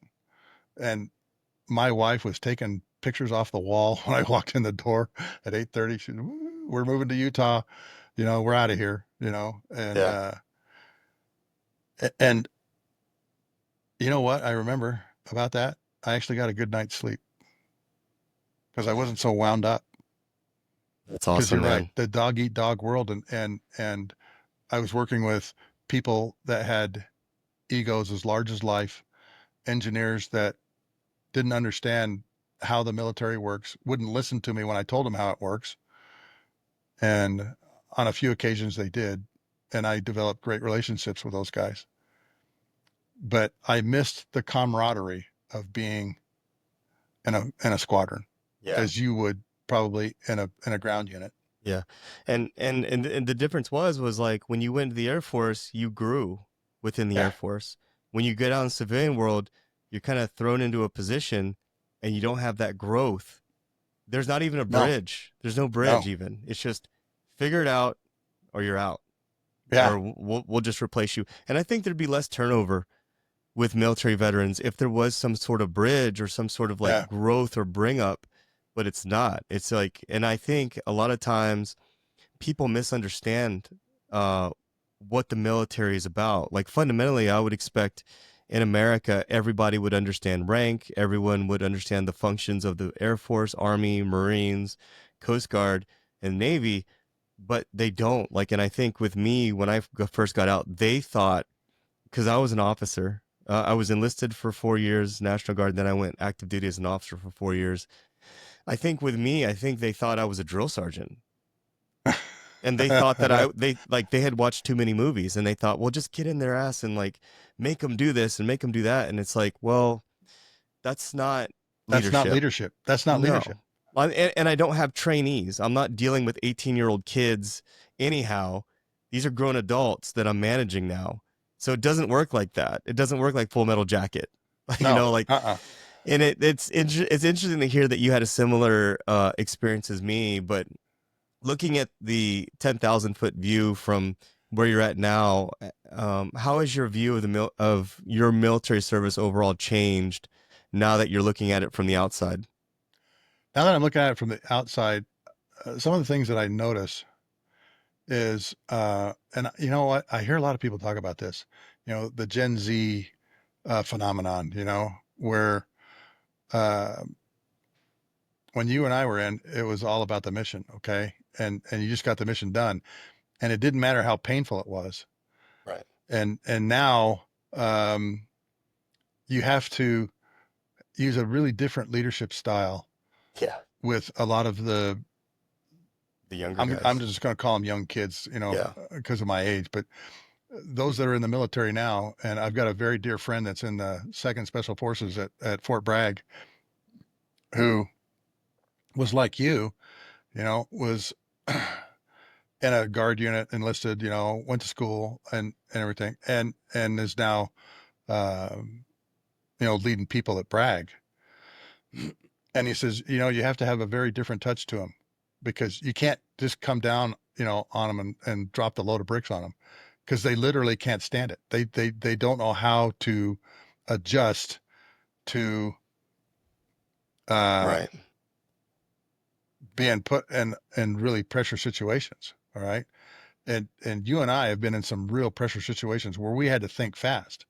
That was the other thing this guy told me too, is a lot of these young people in the military now uh, don't like authority figures. They kind of resent some of the authority figures and the way they do things. And you know, I've been told so many times that it's really a different military now because, you know, you have to handle them very differently than when you and I were in the military because of the way they've been brought up, the way they've been educated, you know, and they can't handle really complex problems was another thing this guy told me. And other people have told me this too, where you have to bring together, like I said, a truly joint force and have the communications and organization skills to be able to make that all run. That's another thing that I've been told by folks and that I have observed when I've gone to certain places too, is some of them aren't real deep thinkers. Yeah. Okay. Yeah. And, but you know, I ran across that too in when I was in the commercial world also. But again, it's a different generation that has grown up differently in a different culture. Right. And as a leadership style, you have to be able to adapt to that. You know, Simon Sinek, I love listening to him because he's got a lot of really good ways of dealing with some of these leadership issues and these mentorship issues, you know, like, you know, his book on, you know, the why and all those kinds of things. He's got some great advice about that. But, you know, the kids, the young people have to be able to take that too. And Yeah. sometimes that takes some really, really intense training, like the weapons school, like Top Gun, you know, like Delta Force or SEAL Team 6, you know, the training process you go through there. And here's a good indication. A friend of mine runs a flight instruction school here in Utah. And he says he'll get like 30 people that want to come be pilot and all that stuff. But when the pressure's really on, they take their first check ride, they quit. You know, I'm not going to do this anymore Yeah. because they don't like being critiqued. They don't like being told they're wrong. You And know, I've really thought about that too, because I agree with you 100%, man. And I've thought about that. Like, what is the difference? And when I think back to my childhood, and I'm sure back when you were growing up, it was even bigger. But for me, growing up as a military brat, my dad was a ranger. He was all tabbed out and yeah, hoorah. And my expectations were high. Like when I moved, my dad retired, moved from Hawaii, and I moved to Ohio. Like I worked on a farm. I baled hay. I worked at the local grocery store. I played sports almost year round. Um, Criticism, adversity, that was all part of my upbringing, especially in my teenage years. Coaching, and I really feel like this generation doesn't get a whole lot of that. Like even mm-mm. chores, basic chores. Like that those things fundamentally teach you what you're talking about. Like I remember I was helping my friend down the street here. He had a teenage son and he was cutting rose bushes and he had a rake and he had like a trash can and his dad gave him simple instructions, put the clippings in the can. And I'm sitting there watching this and it's like this kid couldn't figure out how to take plastic shiv, roll duct tape over it, and create a makeshift what. Like he couldn't look at these Yeah. components like what you're talking about and figure out how do I put this together to make a weapon. And it, Mhm.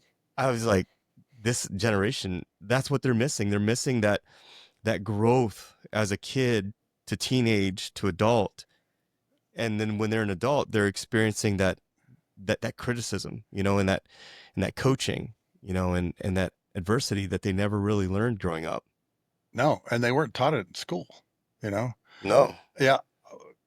When, when you become a curriculum director, when we were setting up and creating the syllabus for the KC 135 weapons school, we had to go through an adult education class and the levels of learning. Okay. Bloom, it's called Bloom's taxonomy. You can go look this up. And it's changed a little bit. There's, understanding, all the way up to evaluation, analysis, all these different things. And one of the things that I noticed was one of the higher levels of learning, excuse me, right below evaluation, is synthesis. Taking this part, this part, this part, this part, and making a new whole concept out of that. And that's one of the things that I've noticed is, like you mentioned, there's people that are in the military that can't synthesize like that and can't put, like, the mistake I made, okay? Not including the A-10s, not including, ground power, all right? That was a synthesis learning experience for me because I realized, hey, you say you're a joint warfighter, but you're really not. You didn't include your other sister services in your plan with these assets that can help you. And sometimes these younger generation don't even recognize that there's other assets they can use. Right. There's other tools that they can use. And they just go, and sometimes they just try to use horsepower to get through it, which, and I know doesn't work, and they get frustrated because they haven't been taught how to take a blank sheet of paper and create a battle plan. They haven't been told how to set goals. And as you have a goal and you write it down, well, what are the steps to achieve that goal? What do I have to do? What are the things that I need to achieve that goal? Right. And there's a lot of people that are making a lot of money right now that are helping people learn that, and a great book that I love and have read several times is a gentleman by the name of Dean Graziosi. And he's got a book that's called Millionaire Success Habits. I've got it right here behind me. I keep it close because I go to it quite a bit. And he works a lot with Tony Robbins. And, your question would be fascinating to ask Tony Robbins and see what he says. When you started 40 years ago teaching people, what do you see the differences now and how you have to handle situations? Okay. But Dean Graziosi's book called Millionaire Success Habits is a really, really good blueprint to help you visualize and see all of the pieces of the puzzle that are around you, how to bring them all together, and how to truly be a successful millionaire and develop those discipline habits and mindsets to get through a lot of these issues that young people are facing today. We always hear all the time, and people joke about it, you're in your mother's basement playing video games. How many times have you heard that, KP? A lot. A lot. Yeah. Okay. A lot. Well, why is that? What would cause a human being to get to a point where I just want to play video games all day and basically give up on being a millionaire? And Dean Graziosi will tell you, it's so easy to make money now off of social media. My YouTube channel has grown exponentially over the last 15 months, 16 months that I created it. I started in February of last year, and I have 225,000 subscribers, and I went over 190 million views on my YouTube channel yesterday. That's insane. In 15 months. All right. And it's because of people like you, KP, that are doing things like you're doing here, your podcast, and reaching out to some of these great guests that you've had on that have all of this experience, and you're sharing it with other people. Yeah. In the hopes that, hey, that's something I need to reevaluate in my life and change. Okay. And you do a great job of asking the right questions during the, we've been almost at this almost 2 hours now. I know. You ask the right questions. Okay. And good on you, brother, for being able to see through a lot of the conversation that we've had and other conversations that I've watched you have. Ask the right questions so that people give you that information to help you improve your life. Yeah. And I learn something every conversation, and I really like how you connected your technical job in the Air Force to a lot of life lessons. And it's true. Like there's a lot of things that I've done in tactics, whether it be military, law enforcement, or whatever, like that are relatable to life, just life. I don't care if you're a school yeah, teacher or if you are just a manager somewhere. Like a lot of the things that you talked about today are really relatable, whether it's a 1 degree turn, whether it's something as simplistic as a PVC pipe that's actually leading thousands or tons and tons of steel through the yeah, ocean. yeah. I mean, it it's just it's amazing to me to hear your story and stories like yours where there's so much to learn from people, even if you think it's not relatable to what you're doing. It is in reality. There's things to take from that. Well, and that's because I think KP, there's common denominators. There really is. Okay. Um, Discipline being one of them. And man, you and I, we understood discipline, didn't we? Yeah. And that's even taught differently today, isn't it? If you kind of look at the generations that we're talking about here, discipline has kind of a different meaning than it did when you and I first started at this. All right. Yeah. But the discipline to get up early in the morning, make your bed and sit down and read a book that is going to help improve your life. Okay.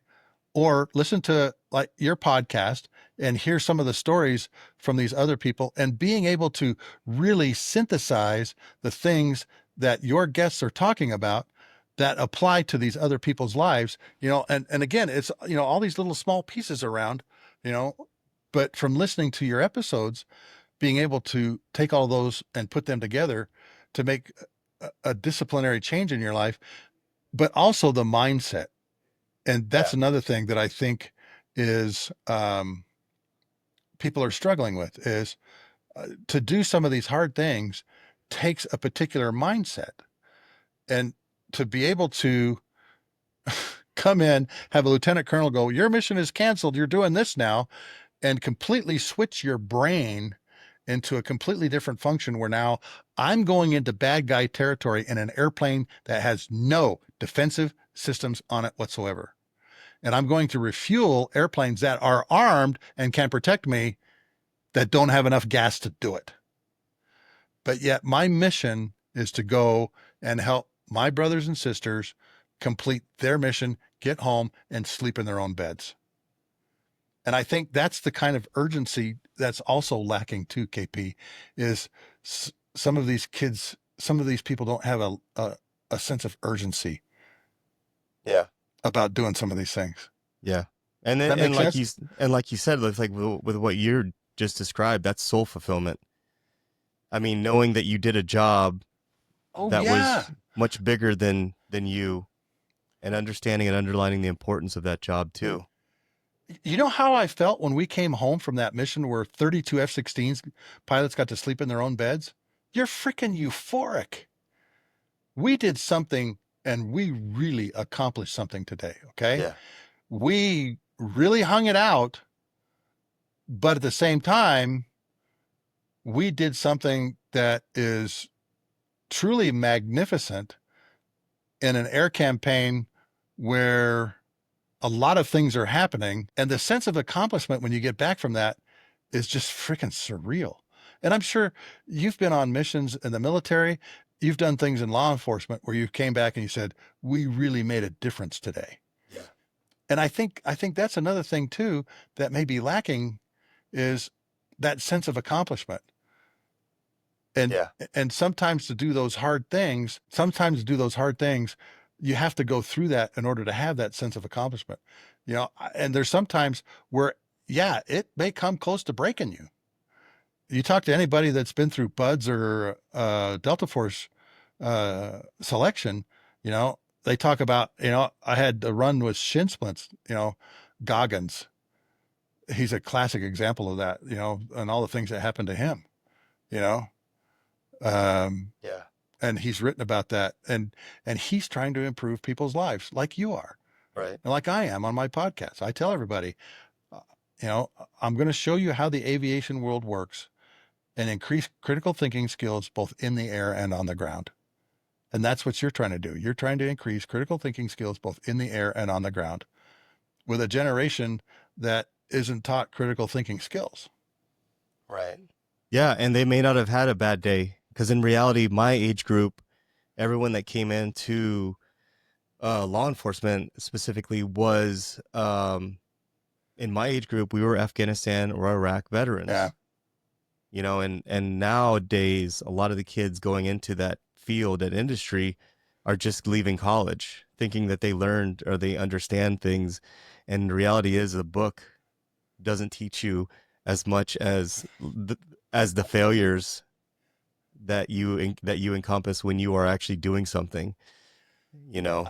I have a great story about that because I was a hiring manager while I was at Rockwell on my systems engineering team, and we were looking for good systems engineers. All right, KP, I'd look at 200 resumes.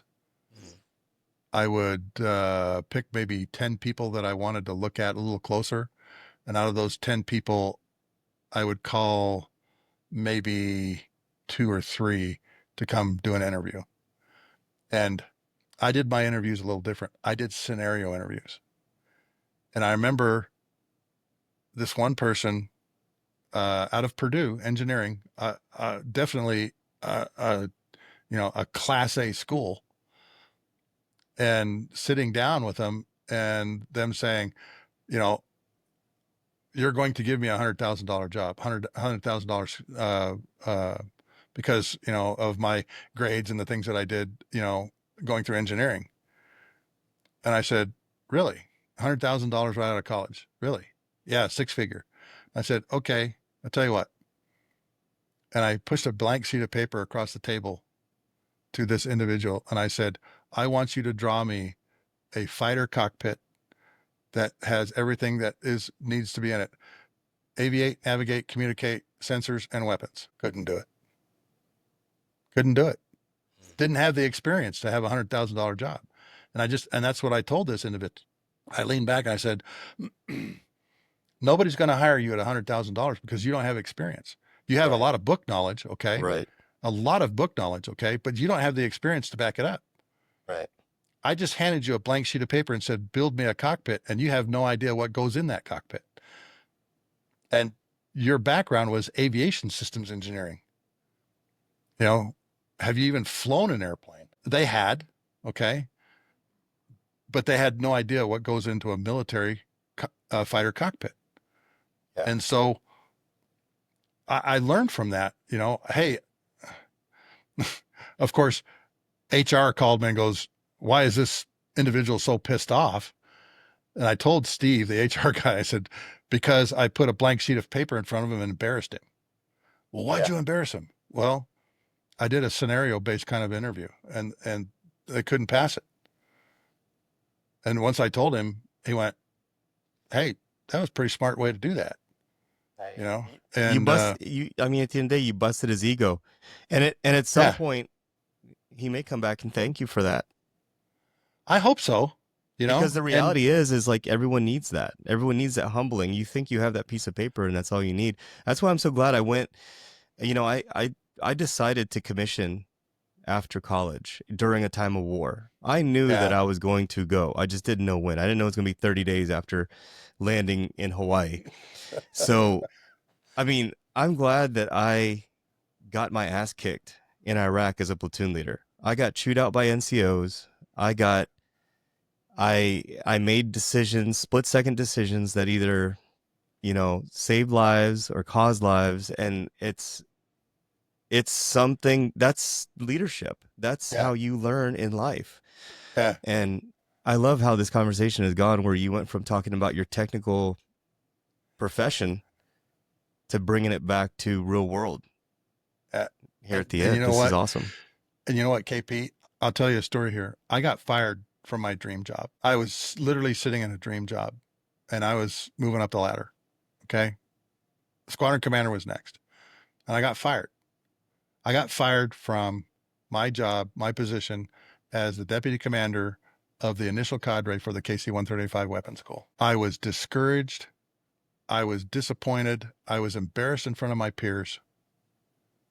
And this goes along with what you just mentioned, having your ego busted. Okay. Sometimes that's a good thing, a really good thing. Okay. Because it causes you to reevaluate what your position really is in life. And two things happened from this. Okay. They were going to put me in a position where I couldn't use all of this extensive planning and operational and tactical level knowledge and experience. And finally, I told this colonel, I don't want this job. And I thought, oh, here we go again. I have one knee capped. I'm going to get the other one capped now. All right. And the wing commander said, okay, we're just going to put you in a squadron. And I said, perfect. Put me in a squadron so I can teach these young kids all of this knowledge and information that I have. But now I'm thinking, what am I going to do? I just got fired. I'm not going to be a squadron commander. My career is basically done. That was April of 2001. Everything changed on 9/11, didn't it? Yeah. Didn't it, KP? And you just repositioned even that 1 degree, right? Exactly. At a time. Exactly. Because led to now 24 years of great military service. And now what was happening, KP, is they were scrambling for our grads of our school, and we didn't have that many at that point. I think within 48 hours of the 9/11 event on that Tuesday, two of our graduates of our school were down at Tyndall creating the air refueling plan for the air defense of North America with all the fighters over all the cities and stuff like that. I left 8 days later to Incirlik, Turkey, and then came home from there, went back to the Combined Air and Space Operations Center at Prince Sultan, and I was doing, KP, literally everything I had taught. And when I got into that position, I thought, I just got fired. How am I going to pull myself up? My ego has been thrashed and everything. And I just said to myself, sit down and do a good job. Just do the best that you can and get the right people around you that will help you do that. And fortunately, I did. And one night, some Army colonel says, I don't know what it is, but there's a big, big operation coming, and it's named after a snake. Okay. And that's all I know. This is the Army guy. All right. And it was Operation Anaconda. And as you know, the first week of Anaconda did not go well. Right. There was a lot of mistakes made. And I was fortunate to interview the helicopter pilot that Neil Roberts fell out of, Al Mack. And that's another book you need to go get. Al Mack, 160th SOAR pilot. I mean, just incredible stories. Okay. It's called Razor 3, A Night Stalker's War, A Night Stalker's Wars. Okay. By Al Mack, M-A-C-K. I can't say enough good things about that book. But again, here I am, I'm thrown into a position where, my ego's busted, but I have to perform. And I'm in a position where all of my education and training and all of my experience comes to an absolute head. And the team does absolutely great things, fabulous things.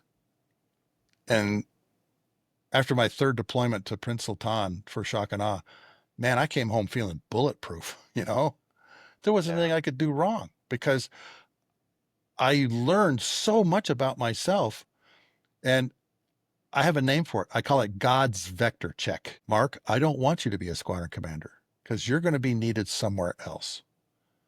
And I know you don't understand what's happening to you right now. Your head's spinning because you just got fired. But believe me, I've got a great position waiting for you where you're going to use everything that you have experienced and learned, and you're going to use it in situations that you couldn't have dreamt possible. That is going to really make you somebody and is really going to put you on a great vector for the rest of your life. And it did. But it took that punch to the gut, KP, where you're sitting across from this colonel and he's like, I have no confidence in your leadership capability whatsoever. Imagine being told that, man. You talk about being a platoon leader and facing this. It's a punch to the gut because you think, am I enough? What have I done wrong? And it causes you this reevaluation. And then once you're thrown back into the mix, you've got to perform. You got to put that behind you. And sometimes that's really hard. All right. And fortunately for me, I had great people around me, great people on my team. The Tims, I call them the Tims, uh, Tim, golfing Tim and Tim A. All right. Two boom operators, enlisted guys that were just incredible tanker planners as boom operators. All right. Gramps, I've talked about him, Wayno, McCaskill, all these different people that were on this team that helped me put all this together and do all of this stuff. And a lot of this stuff we had to do on the fly. And it's mentally exhausting at times, but you go home and lay down in your bed, you go, man, I really did something today. Yeah. It goes back to those relationships you talked about Yeah. and who you surround yourself with. And you had tremendous resiliency and adapt and overcome when it came to your career. And this has been an absolute amazing conversation. Like I did not expect, I expected this to be an all technical conversation, but here we are, full circle, coming back to just life, life choices, picking yourself up, brushing yourself off, and you just keep on going, drive Yep. on, you Yep. know. And You know what? KP, I want you to keep doing what you're doing. Okay. You've had incredible guests on that have incredible stories, but they also have what we call lessons learned versus lessons observed. And you know what I'm talking about here, That's a great way incredible to put it. lessons that they've learned while they have been in the crucible. Okay. And incredible lessons observed too, where I didn't do that right. Okay. But caused you to reevaluate. And you've had a number of guests on your show, which I think is fantastic because it has truly helped other people kind of see, maybe I need to evaluate, or hey, that applies to me in my life. So good I on you, really, brother. I really hope so, man. And you know, if I die next year, at the end of the day, I really enjoy sharing these stories, and I don't want anyone's career, experiences, failures, failing forward, none of that stuff to ever be in vain. Like the Yeah. fact is that you shared and you were honest about and authentic about your career and the times that you failed, but you picked yourself up and here you are today has been absolutely amazing for me to hear. And I am blessed to have connected with people like you and have worked with so many great people over my life. And I just thought that's why I started this podcast. That's why I love doing this. But Yeah. Well, I appreciate that, man. And it's been, it's been great to be on with you. It's been great to be on your show and to, oh, thank you. you know, I tell everybody I'm just a knuckle dragon tanker pilot, but I've got a lot of experience and a lot of stories that do apply to people in many ways. And I appreciate the opportunity, KP, for being on your show and being able to relate those. And hopefully we'll do this again, man. Yeah, definitely. I would love to do that. And you're a very humbled professional. Now, I also want to mention that you do have a YouTube channel. What's the name of that channel? Just Marcus Sarah. Marcus Sarah. Yeah, Okay. just go to at MARKHASARA and you'll see my banner up there. I've been very successful at doing these shorts. My Lessons from the Cockpit podcast is there. I just started doing YouTube lives. I've got 3 or 4 of those up now. I do them Tuesday and Thursday nights at 7 p.m. Mountain Time, and been having a lot of fun with that. A lot of fun with that. A lot of good people have been on, and I just I let people ask questions, and if I can answer them, I'll answer them. If there's some, classified stuff that's involved, I'll say, I can't talk about that, but I'll be straight up with you, and I haven't been doing it for very long. And we had about, I don't know, 25 people on last night, but it, my YouTube channel is like I said, growing pretty quick. Sounds like you're doing extremely well, and I'm very much proud of you and your transition. And again, Thanks. life told you afterwards, hey, I got something else for you over here. Yeah, So yeah. And like I said, it's God's vector check. And sometimes, like I said, KP, you have to walk through the fire, literally, standing at the gates of hell, holding your son's hand, while he's fighting cancer, and say, "Hey, I can get through this. I can get through this." You get through it because of the people that you have around you. You get through it because your leadership allows you to use your innovative skills and your brain power, and you're given the tools to accomplish that mission. And sometimes you don't recognize those tools. And I'm telling everybody, use everything that you have around you, and read some of these good books that I've mentioned. And of course, I'm going to put in a plug for mine once again. I'll give you my email address. You can get it on Amazon, but I've got the ones I have the books that are have the color pictures in them, 32 color pictures in the softbacks. Okay. And all of the proceeds go to the Airlift Tanker Association Heritage Committee. So nice. I don't make any money off the book. And it goes to telling the air mobility story and the air refueling story. So yeah, please send me all the links that you'd like for me to put in the show notes. Sure, I will. I would love to put that at the bottom for anyone listening out there. And I hope we were able to reach some folks out there. But Mark, I really appreciate your time today. We're going on over 2 hours, and I know you got stuff to do today and that beautiful mountain weather out there. So yeah, thank you for the time. My daughter's downstairs screaming at me about something. I've got to go down and find out what's going on. So again, KP, thanks again for having me on. And everyone else out there, this wraps up another very impactful episode. Huge thanks to Lieutenant Colonel Mark Hasara for sharing his mission-tested wisdom, his candid experiences from the skies, and his commitment to educating the next generation. Remember, real leadership isn't just about rank, it's about responsibility, resiliency, and reflection.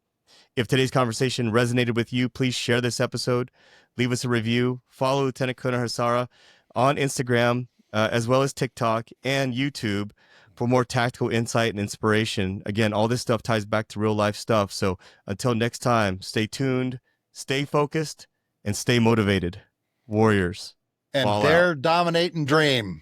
There it is. Dare dominate and dream. Dare dominate and dream, man. All right. God bless you, sir. Thank you, everyone, for listening.